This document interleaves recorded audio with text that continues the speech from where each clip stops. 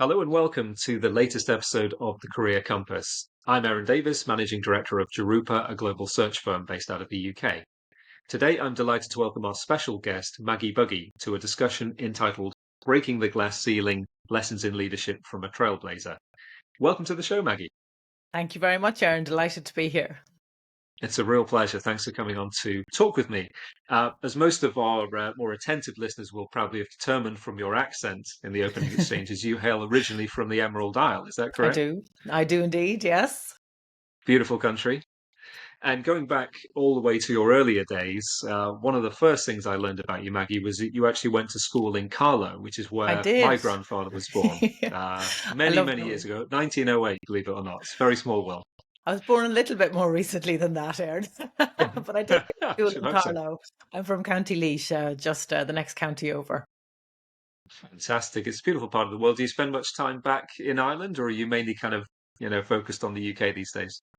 Oh, absolutely. I go home loads, go home around 6 times a year. And the great thing about being in the industry that I'm in is that, well, Ireland is, front and foremost with technology and life sciences and, Yeah. really is a big part of most countries' tech delivery and customer experience. So I've lots of professional opportunity to go there as well. Absolutely. And back in your earlier days, what kind of student were you? Did you always have an element of intensity and determination from those early days? You always struck me as starting that way and probably proceeding that way.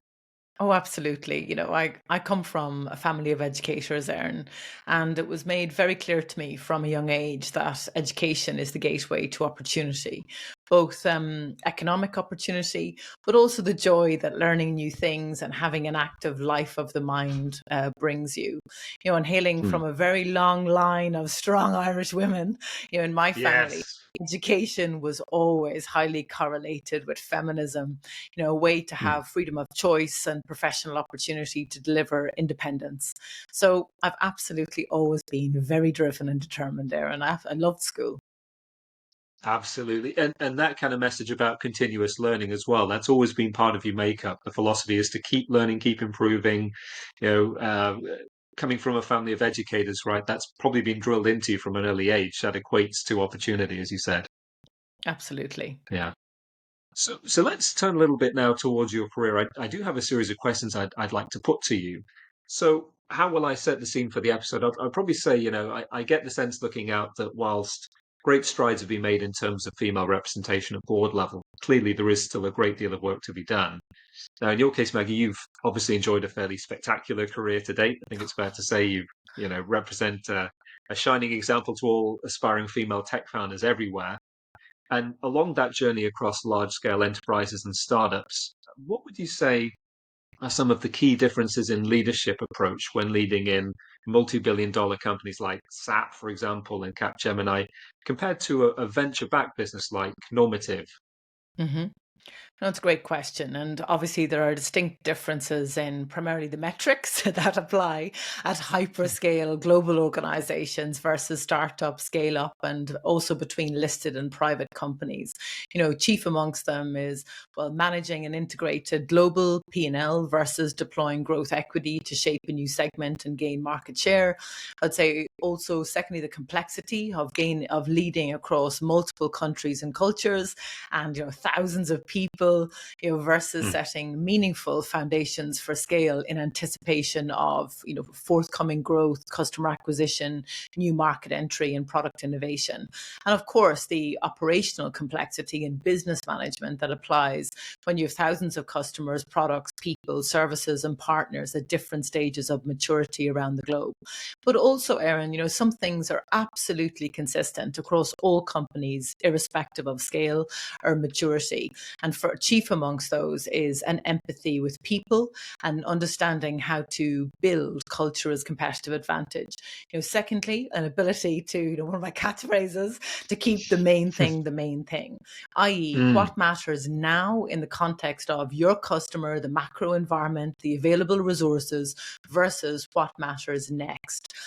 Thirdly, a bias to innovation and action, and always, always, always an imperative to deliver value. Absolutely. And those are the cornerstones of how you've kind of operated and progressed in your Yes, career, I imagine. Keep the main thing. The main thing is a very salient point. Another thing that struck me is that you've always been an advocate for how diverse workforces lead to better business outcomes. absolutely. So one question I had for you is, what parallels do you see between the challenges that women face in VC today and those you experienced in the corporate world, say 15, 20 years ago? Well, Erin, it takes a lot to rile me, I have to say. I'm a pretty level headed person, but I've been Hmm. shocked by the stories female founders have shared with me over the last 5 years. Their experiences of conscious and unconscious bias, Hmm. absolute absence of sponsorship, and insurmountable high barriers to accessing funding, have very much spurred me to action, to tell the truth. We've made Hmm. great progress in the corporate world in terms of female representation at all levels and functions, psychological safety, and most importantly, equity since I started work. And now I'm very much focused on using my network and experience to replicating that in any small way I can for female founders. We have to remember that data from the first half of 2024 shows that the amount of capital going to female backed businesses in the UK, and wait for this, it's gone from 2% to 1.8%. Like, think Wow. about that for the moment. It is absolutely shocking. But also, Hmm. and for the record, this is not just a female problem. This is absolutely an everyone problem. We're just, how many days post announcement of the latest budget? And for the UK, given how much of the country's future health is dependent on stimulating growth. Yes, yeah, it's quite a shocking reduction when you quite really reasonably expect it to go in the other direction, given the Yes, some of the progress that has been made. Yeah. like 1.8%. Like, are you kidding me? It's just, no. We could talk about this It's all ugly. day, but in terms of what I'm We going to we do, could. though, the sponsorship and the focus on supporting female founders to raise money, to deploy capital, to fill their boards, to hire people, and to build sustainable companies that in turn create better economies and better opportunities for all of us in the communities and societies in which we operate. Absolutely. And would you be able to share, maybe from a helicopter view, any of those examples of the discrimination that you've seen? What are some of the worst examples that you've encountered in terms of discrimination there? Well, obviously there's some terrible stories I've heard that would be around extremely inappropriate behavior or very Hmm. inappropriate and in fact illegal expectations around how to access funding. But more generally, in terms of just getting into the room in the first place, so much is about you can't become what you can't see, and also having the right types of relationships to be able to get in the door, and also ensuring that once female founders are in the door, they're going to be able to meet with investment panels that are mindful of their particular cultural context and also the value they bring, and just giving Hmm. female founders, a fair shot at access to capital. Yeah. And I know that diversity in teams has been a theme throughout your career, especially when tackling AI projects like the one we talked about for an APAC government. Yes, Um, s- one of my so faves. that's a great case study to talk about. Yeah. How do you kind of go about ensuring diverse perspectives are integrated into tech development? We talk about the rise of focus on female developers and coders, boot camps for girls, that kind of initiative. And what would you say are the consequences if we don't integrate those perspectives into tech development? Well, the consequences are significant. It's simple truism that AI is only as smart as the data used to train it. And in Hmm. my case, I've learned some tough lessons, like Yeah. around, that have then allowed me to have the clarity and understanding Yes. to ensure that I build teams that reflect the customer and society in which the product is going to go to market and be consumed and used in service to business outcomes, and ensuring that I apply a very human, customer centric approach to product development itself. The consequence, as you say, of getting it wrong are significant for all of us. Hmm. It's true that we need individuals of all genders, backgrounds, ages, colors, sexualities, and the ethnicities to get involved in everything from like the research, the development, and the delivery, and the consumption of technology, as well as a broad discussion of the societal and ethical implications. Otherwise, the future might once Hmm. again be shaped by a group of men behind closed doors, which no one wants, not even the Yes. amazing men amongst us. you Well, know, this is right. Just the well, pale male stale argument, effectively. Yeah, it's yeah, true, and of course, pale male. I don't like the word stale, but like men are a huge stakeholder within what we mm, need to do. But the point is, we have to have, teams that reflect the society and communities within which we operate, and also, technology itself is not an outcome, Erin. It's an enabler of mm. outcomes. So Yes, people that understand the outcome, be it the problem to be solved, be it the service to be delivered, be it the opportunity to be created, be it the productivity to be delivered within that particular context, be that context a hospital, be it a school, be it an oil refinery, be it like a solar panel farm, be it like a fashion retailer, be it like a manufacturing company, be it like a financial services institution. And essentially, using technology with purpose, with passion, to drive change and positive impact. That should be our collective purpose. And I find it useful to bear in mind, like, what we do matters and mm, how we do it matters, because fundamentally this is also about ethics. How do you actually school large teams of developers in principles of an mm. ethical nature so that they understand and can then contextualize and translate that into their code? And ethics are in many ways, questions of philosophy, and also, Mm. a schooling in history and philosophy can really help with that. And in many ways, that's one of the most exciting things that the chief people officers amongst us need to think about, or have the opportunity Yeah, to think about when forming their teams. In many ways, what we're doing at this moment in time is we're programming the future. Humanity, yeah. purpose, passion, progress. I find it really useful to keep that in mind, also to hold myself to account when I'm making decisions in my day to day. Absolutely. And you raised some very, very interesting points about diversity of thought. So the teams that are Mm-hmm. building the technologies and consuming the technologies must be diverse. They must be diverse in terms of background, ethnicity, race, religion, all the rest of it, because how can you kind of achieve fair and balanced outcomes and take different perspectives on board, without that involvement, without that diversity? It kind of it's a logical conclusion to reach, I think. This is it. And the point about philosophy, I found that very interesting. Is there a case for companies of the future? And I'm thinking in a post AI world or AI disrupted world, to almost have some kind of requirement for people to study basic philosophy, or at least integrate that into their thought processes or product roadmaps, potentially. Well, don't get me onto this hobby horse. As a student of history, I often joke with my friends that if I wasn't in business, I'd be sitting as, professor of history in some university. I'm a big Yeah. believer that, humankind, there's nothing new in our times. There's just different things in our kit bag with which to approach them. And different, Mm, like, innovation in the past meant a different thing than innovation today. But the thing that remains constant is there were different mm. things that were the humanity had to respond to. And I really believe that, humankind's, answers that we need in many ways are sitting in history. So I'm going to Yeah. pause there on that one, because I could talk about that all morning. But That's a whole other but episode, already, Maggie. no, but true. But it is fair though as well, Aaron. I saw very much at Mm, SAP. We would hire people consistently with the type of humanities backgrounds and mm, education, mm. and Yeah. it's a misnomer, in my opinion, that the future, it's a huge topic in an awful lot of governments and, newspapers of the day at the moment, that, everyone's doing, Yeah. no one's studying languages anymore. No one's doing Yeah. history. I don't It's a have a shame. technology degree. Like, I Mm, studied absolutely business, French, humanities, and there's always a place. And I would say in the world that we're moving into, these ethical questions around that technology is just bringing to the fore around, these are questions of equality, these are questions of dignity, these are fundamental questions of how we as mm. humans want to live. And Yeah. I just think that a background in history, in philosophy, in the humanities, put together with, yes, science and progress, the understanding of how to architect that and build the societies we want, is very exciting.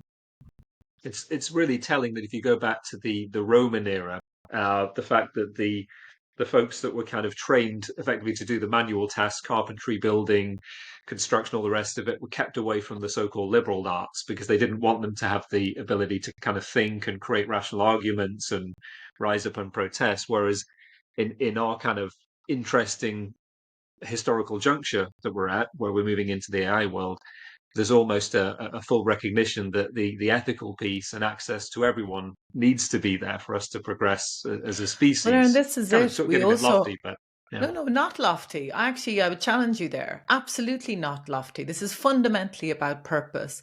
And if Right. all individually and collectively, we do is create a future economy. Because what is the economy? The economy is just society.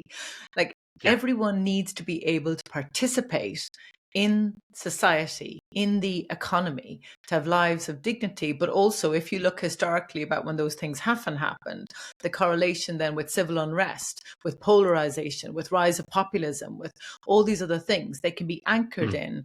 in moments in time when significant or flipping point proportions of populations felt disenfranchised.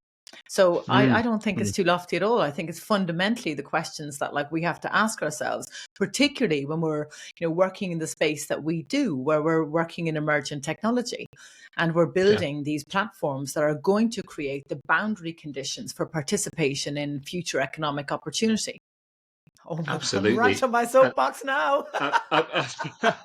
I'm sensing a future career in politics, Maggie. Who knows, right? No, no, no, no, no, no, no, no. I would be in The, terrible trouble if I was in politics, Aaron. I'm a very straight the, talker. So the business well, world is the right world for breath of me. fresh air.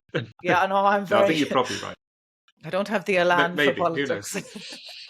No, well, who knows, right? But we're on this subject of philosophy and leadership We are. philosophy, and I'm always interested, from a personal humanist perspective. How do senior leaders think? How do they operate? What's their philosophy? And I know that your own personal leadership philosophy has generally been centered around customer centricity, people, and innovation. You've touched upon that a little bit. Yes. Can you share a little bit, more in terms of detail around your own personal philosophy, how it shaped your approach to organizational restructuring and growth, going through kind of turbulent periods, for example? How have you kind of navigated the ship through stormy waters?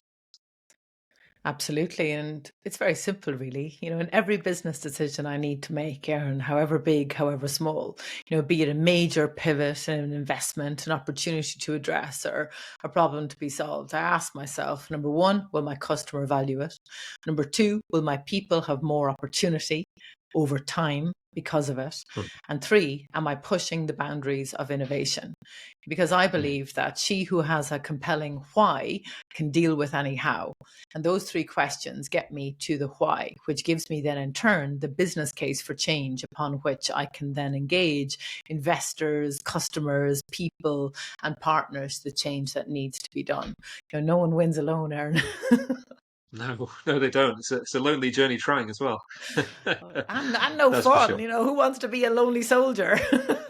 Right, exactly. Do everything in teams, divide and conquer. Yeah. Um, and I know, going back to your extensive board experience over your career, Hmm. how do you think that boards, particularly in the world of tech, can better embrace diversity and create a culture of inclusion at the leadership level? What would be your kind of advice around that? Mm. Well, first, boards must understand the competitive advantage diversity delivers. I say Mm. that on purpose. First, they have to understand how diverse, psychologically safe, inclusive, high equity workplaces deliver and correlate to competitive advantage and return investment and return on shareholder value. Second, they must then hold their executives to account on hiring for it. Then they must govern for embedding inclusive practices in the overall operating model across every single function and also the performance management systems, because boards must reflect in the LTIPs, for instance, in listed companies, the long-term share incentives of the C-suite, inclusion, because essentially you get what you pay for. Mm, mm. And how much we talked a little bit about chief people officers and head of people ops and those that are responsible for the onboarding process, the enablement. Has this person got everything they need? Are they engaged? Are they on the right kind of journey that fits their objectives? How much of that do you kind of push down the organization effectively? Is it a collective effort to ensure that the onboarding process is fully functional, or do you kind of learn and create along the way? Well, first, I think any board that operates as an ivory tower is not going to be in place for long. You know, No. like the highest performing, companies I've been part of, both as a board member and also as an operator and executive, are those that have, a closed loop of execution between the Mm. board and the executive, and then in turn, the executive's direct reports. So it really is about bringing these things to life through the co-organization, both in terms of culture, but then how is culture, what is culture comprised of? Of course, it's Mm. behavior, it's symbols, but it is also KPIs and or OKRs is that a term that an awful lot of tech companies use. So it's also how it's reflected within those systems of operation and systems of performance as well.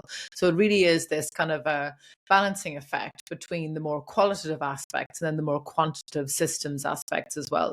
So I think it's less about Mm. cascading to the chief people officer and down. It's more about the chief people officers increasingly are a key part of many board discussions, and then in turn are gearing all functional leaders and managers, in particular middle managers, because in the vast majority of organizations it is middle managers that carry the torch, if you will, on the execution layer of the organization, particularly the correlation with, say, the top line growth and then the bottom line management and alignment of costs and monetization to those growth ambitions. So 100% that has to be a circular Yeah. process, and the best companies with which I've been associated with, it's when it's a circular process and when it becomes embedded in the normal ways of working, and also then the reward systems together with then the behaviors and the values and the communications and how the stories people tell reflect Mm. that deep understanding and how much it's valued. And I think my conclusion on that is that there are quite a few companies out there that are starting to give HR, in quotes, chief people officers and VPs of HR, a greater seat at the table. More of a voice, more of involvement, rather than it being a kind of a seen as a box ticking exercise or a cost center. It's about getting them more involved in investing in the culture and broadcasting that culture outwards. 100%, Aaron, telling it like it is. I'd say Yeah. companies that don't have that philosophy and don't have their chief people officers, there's a reason that I always say internally in the companies we're in, the first people I always make sure that I have with me in my teams are finance and Yeah. people. I'm like, I can get Yeah. anything done as long as I have those two functions with me, finance and people. So Yeah. I really don't know what a company's business is tomorrow if they don't understand the imperative of the employee value proposition and how to build culture as competitive advantage. Because how do those Mm. companies answer the question, why would anyone work for them? A great friend of mine, Rebecca Robbins, has just written a wonderful book called Five Generations in Work with Patrick Dunn. And it's Mhm. even that, this is the first time that we have had five generations in work. And through COVID in my ex-unit at SAP, I had the opportunity for the first time in my career to have five generations in my global workforce.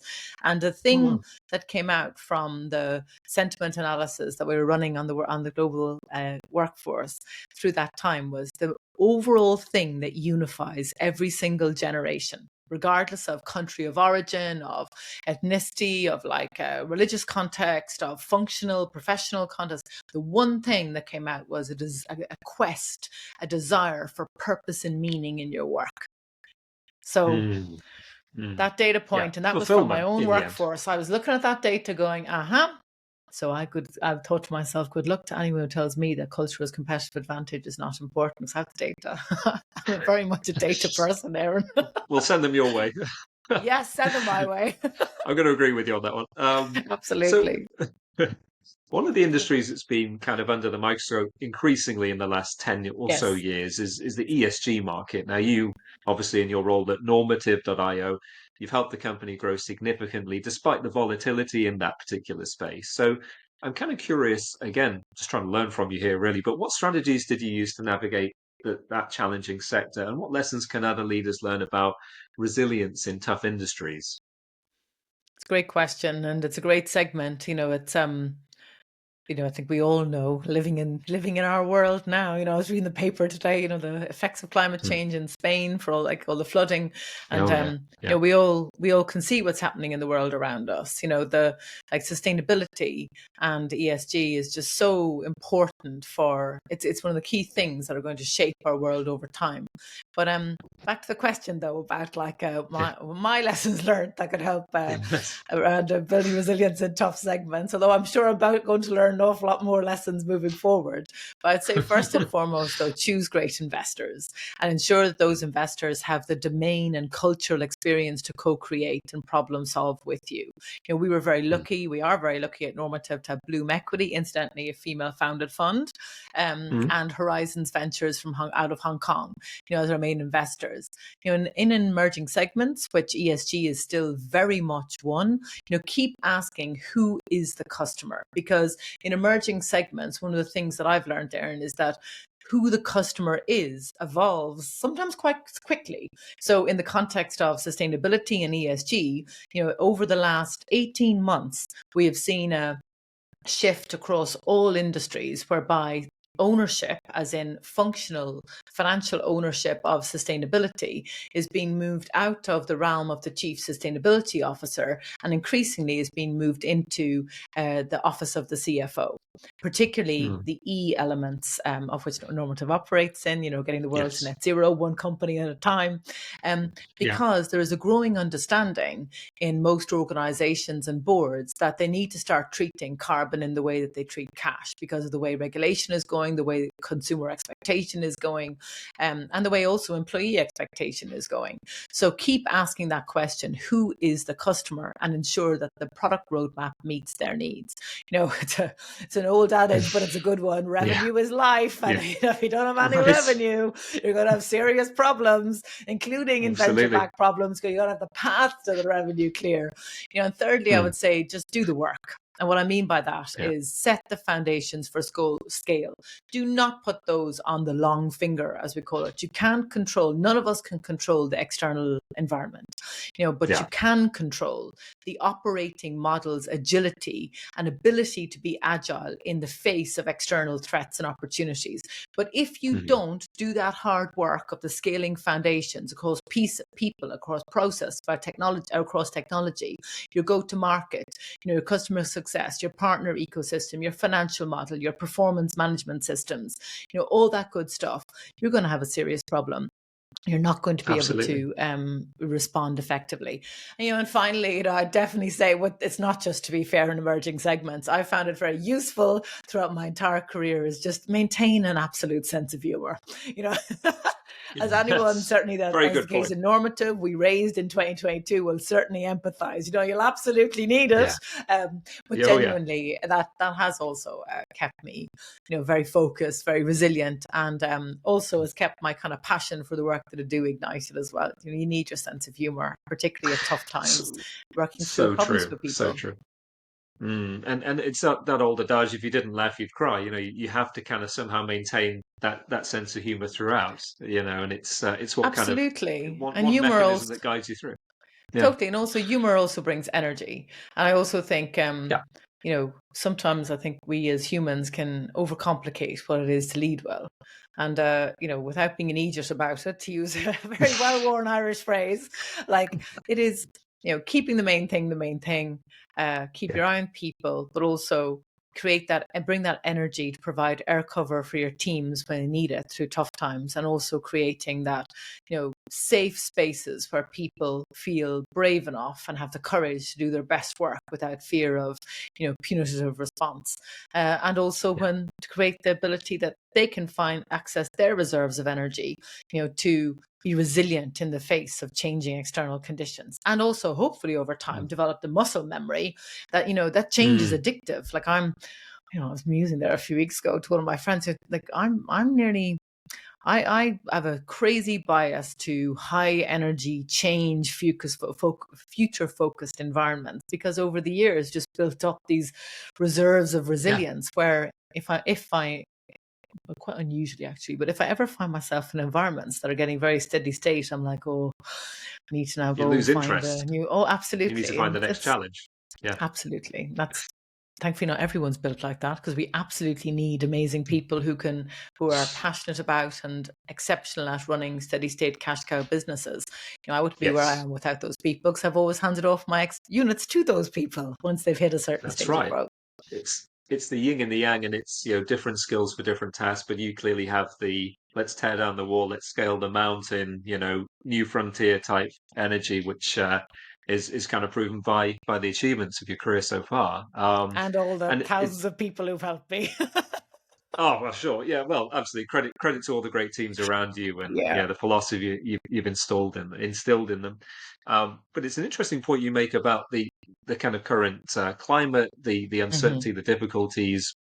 Resilience is required, and obviously certain tools. And there's an opportunity for a very brief, shameless plug. One of the things involved in, separate to my day-to-day business, is an AI company who have built a horizon scanning tool, which we're kind of billing almost as the next best thing to a crystal ball for the Ooh, CEO and the team of I'm execs. in. I want a crystal So ball. there you go. Well, we're selling them out of the back of the van. I'm Oh, only kind of great. half joking, Send me one, but Aaron. it's but it's kind of almost that ability to see around corners, to anticipate what's ahead. We use the analogy about being in the boat, steering through choppy waters and turbulence, all the Hmm. rest of it. And essentially, the CEO's overall remit is to do that. It's to kind of guide, from point A to point B, anticipate the future. So I think tools like that, horizon scanning tools, anticipatory tools, predictive tools, they're probably all going to become a useful part of the armory in the next few Hmm. years, given the new capabilities that are coming out. So more on that later, but I thought I'd just kind of throw that in the mix. I do have a question that comes from all of the successful funding rounds you've been through. Series B, you've scaled numerous businesses, you've been on that kind of growth trajectory many, many times before, but you also emphasize the importance of being selective with valuations and growth equity. So one question that you may be asked from others is, if you were advising a close friend or a colleague, what kind of factors would you suggest that they should look at when they're choosing the next company, or analyzing balance sheets? What's important?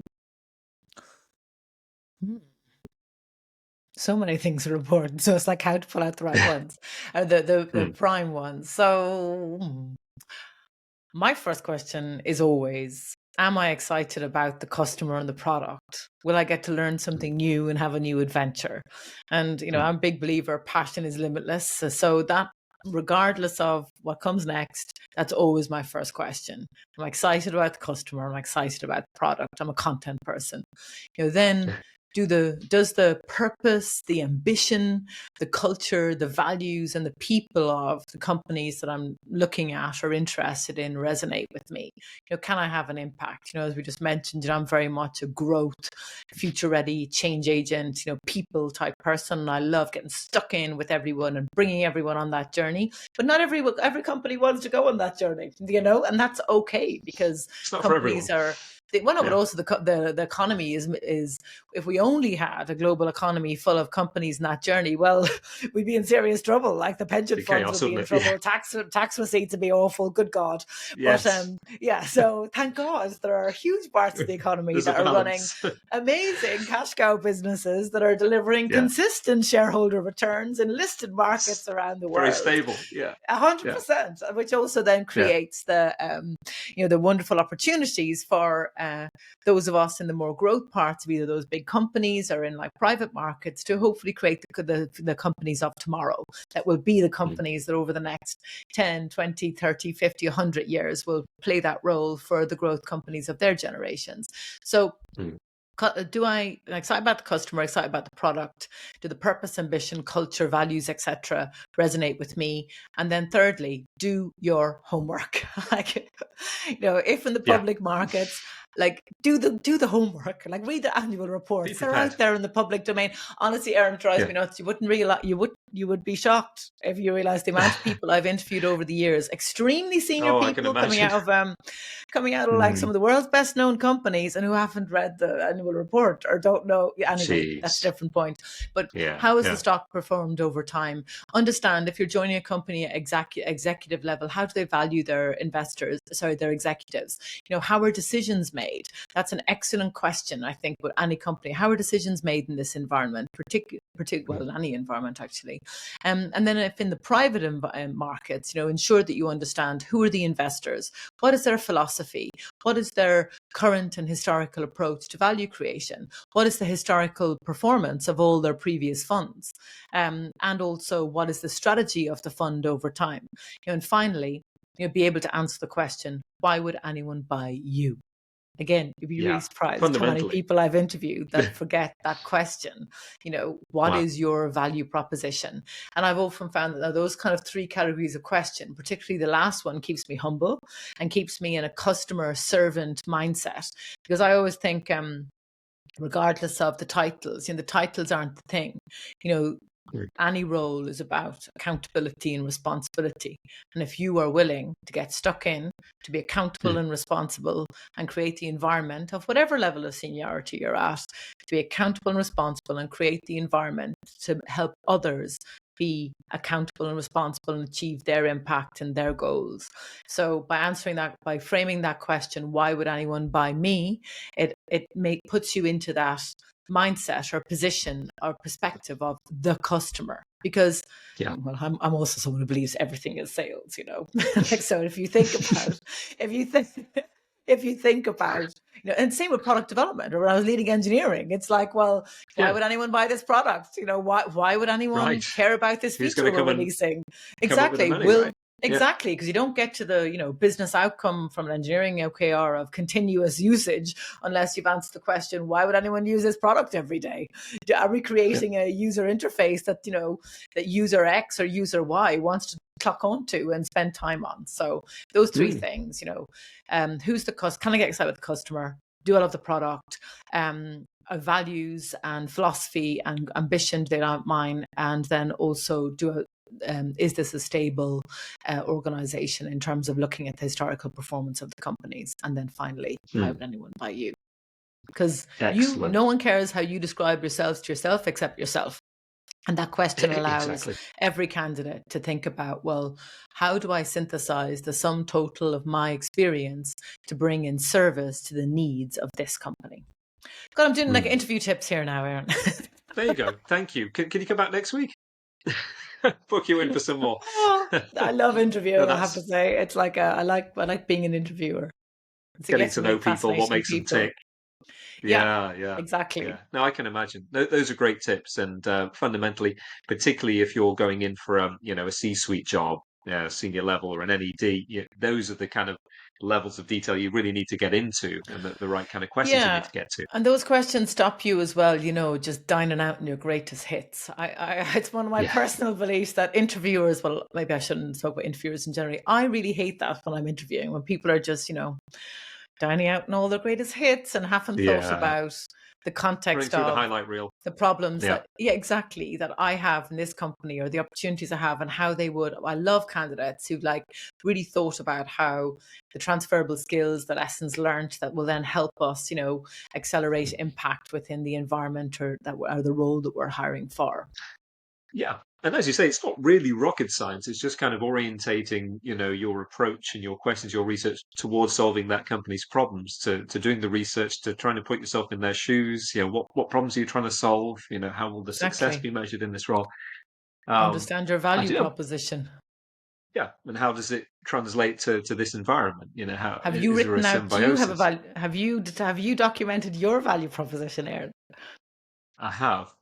Yeah, say we do. We keep it locked in a vault somewhere. I do have one more question, if I may, and it's been such an enjoyable conversation. There's many more kind of things we can go into, but one question our viewers may be asking is, how does such a successful person that's done so much, been all around the world, worked in senior positions, startups, large corporates, how do you kind of achieve that or maintain a work-life balance? Especially, if I remember correctly, you've got young children at home, and it's sort of what is the philosophy for managing the demands of high stakes leadership roles, but staying grounded in your personal life? What are the secrets? Secrets. Whoa. Now I would say I'm still very much learning. I've got two boys, McCabe and Connolly, and they're 7 and 9. So I'm still very much in a steep learning curve with about the whole parenting front. Challenges But I would say, yet to come. Oh, Aaron, please don't say that. So first, I think love what you do.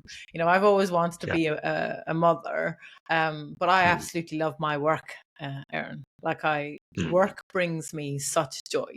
And I don't mean just the obvious. So I'm deep, it's a very old framework, but if anyone, remembers Maslow's hierarchy of needs, but I'm very grateful for obviously work has allowed me to pay the bills, put food on the table, get a mortgage, do all that good yeah. stuff. Yeah. But Yeah. most importantly, though, the place I did all my postgraduate research in culture and the high performance work practices in multinationals. Looking, because I've always been fascinated, Aaron, by how is it that multinationals have succeeded. So how do they go about creating cohesive global corporate cultures like that outweigh and kind of create red threads and unification across Mm, countries of origin? Like that, from an mm, academic perspective, really fascinates me. mm, And yeah. for me, loving what I do, the joy I've had, like the countries I've been to, the places I've lived, people I've met, and also just on a very simple level, trying to, you know, working in Japan, getting capex budgets approved as a young Caucasian, non-Japanese speaking female, Mm, be able to see thousands of years of culture in action, and versus then working in America versus working in France, working in Germany, like those mm, things and people around the world. And then just from I know we touched about philosophy earlier, and yeah. without being a fool about it, I've loved having the opportunity to see as a human, nothing to do with my career, but my work. Without my work, I would never have had this experience. Is that Mm, I know deep in my heart, because of where I've worked and the houses and homes around the world I've been into with ex-customers, ex-colleagues, ex-partners, that what unifies us as humans is far greater than what divides us. The vast majority of yeah. people around the world, in every single country, under any regime, any religion, etc., what they want primarily is to lead good lives, to raise their Mm, families or their friends, have good friends, to be loved, to show love, and now I'm getting carried away again. Look at me. very well But said. I was just about I to just say love. amen to that. Yeah, but Very well put. Mm, my work has just given me such joy. And I think at the beginning of our conversation, I spoke about, education, coming from a family of educators. And it's been drilled into me both for economic opportunity and independence as a woman. And I'm the eldest of three girls, that we've all been brought up in the yeah. same way. The But ringleader. also, yeah, but also as we get older, it's true that for all of us, and I also believe it's a great privilege to get older. And I'm not Mm, someone who, of I'm just course. delighted to get older, because not everyone gets that opportunity. And it's Absolutely. also See it true as that a over privilege. time, exactly. And it's also true that over time, the outside changes. But what is Yeah. left is the life of the mind, the life of the soul, the life of the Mm, heart. And mm, for me, loving what I do, work has given me and still gives me, because I've got many years of work ahead of me. I'll always work. And it just gives you a perspective. It allows you to learn new things. You see how people make decisions, and I suppose I can't believe it. I get paid to like work at the forefront of innovation. And also what I'm mostly mm, fascinated by is people. And that's all mm, genuinely why I've ended up in technology, because I like mm. seeing how people behave at the edge of their comfort zone, myself included. And Yeah. Yeah. technology Yeah. means change. And and my, I guess, core skill is I bring order to chaos. And I like the Yeah. chaotic feeling of how we humans interact at times of change. So Mm, first, love what you do. I would say second, surround yourself with exceptional people. Like, it's I often, which is maybe not a great thing, but I often joke, with my ex teams, I'm delegator in chief. Like, yeah.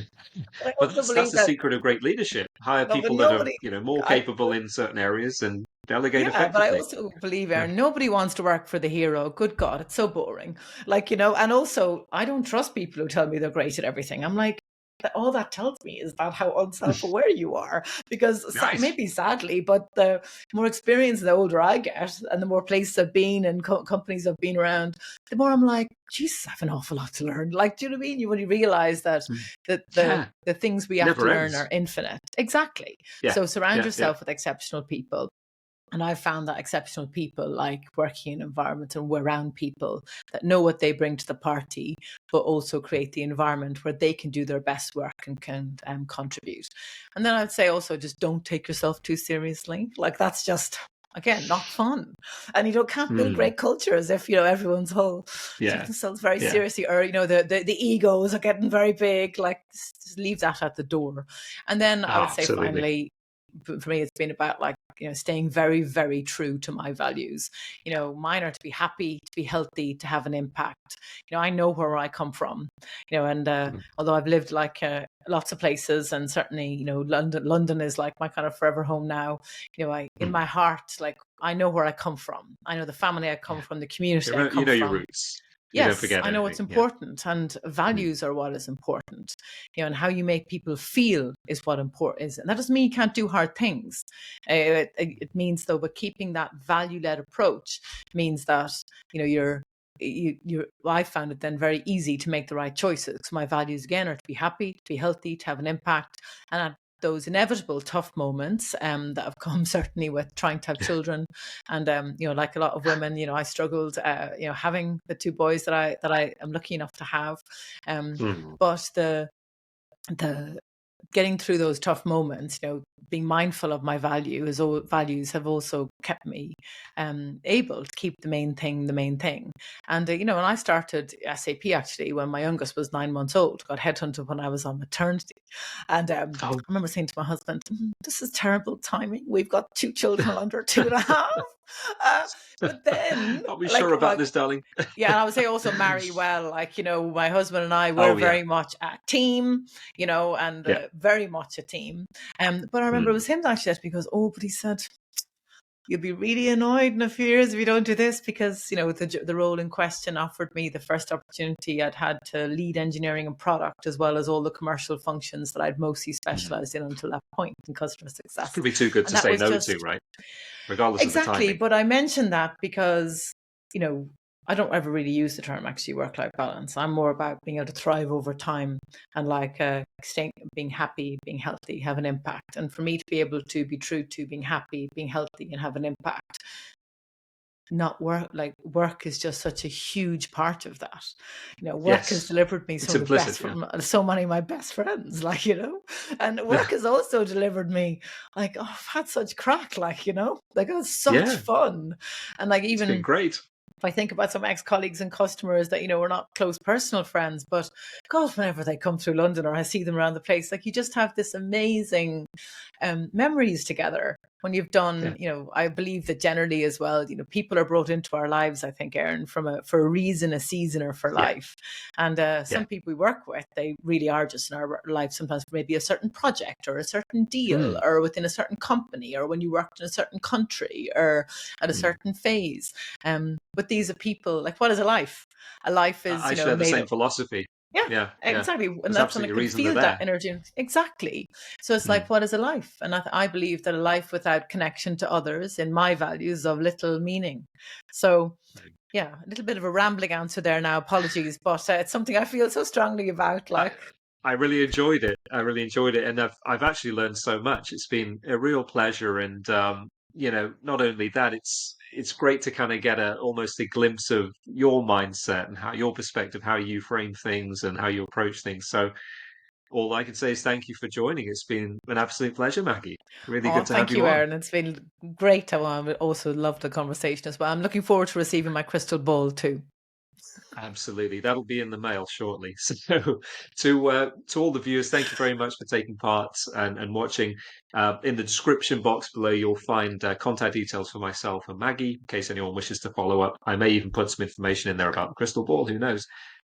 Any questions, please do follow up with us. Otherwise, thank you very much for watching, and we wish you a pleasant rest of your day. Thanks again, Thanks, Maggie. everyone. Bye. Bye, Erin. Bye bye.